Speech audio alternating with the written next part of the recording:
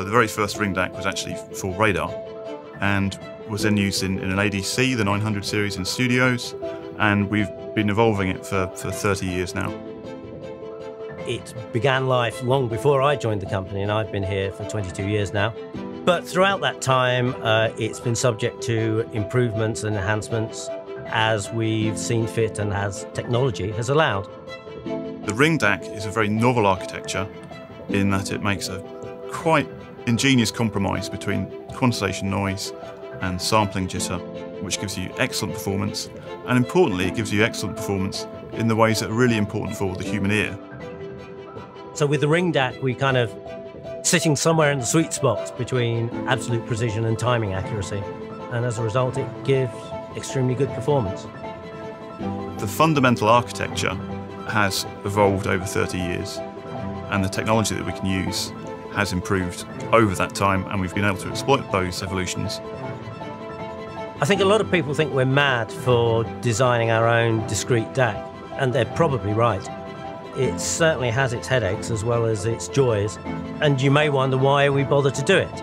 I suppose the simple answer is because we can make it work better than any of the off-the-shelf solutions.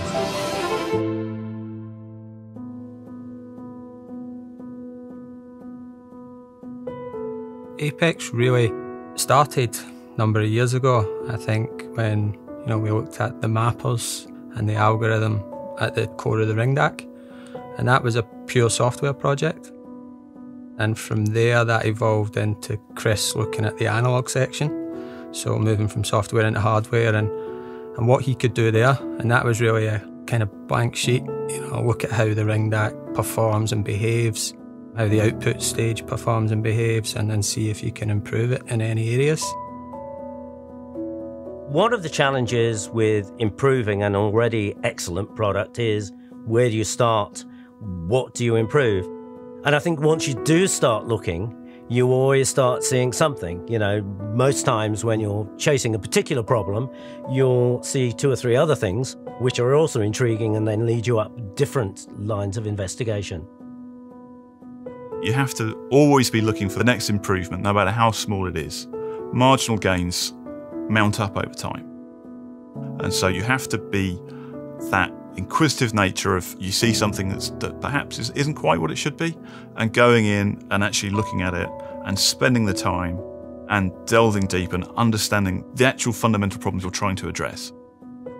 So I think if you have that attitude of, I suppose, being curious and of wanting to improve things, then you don't have to look for long before you find something where you think you can do a bit better. That's kind of what drives our engineers, that's what drives me, is we want to be the best. I think it's in our DNA as a company that it's almost relentless. So there's that constant drive to add new features, add new functions, improve reliability, but also kind of stay state of the art, and I think because it's all proprietary software that we develop in-house and it runs on our own boards and platform, you don't have the same constraints that other companies have. The world is always improving, technology is improving. We have a very fundamental desire to be the best. So it's that kind of ethos of just continually trying to remain at the forefront.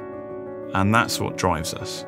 And so we're not interested in taking shortcuts. We're not interested in taking the easy routes. We want to be the best. The world doesn't stand still.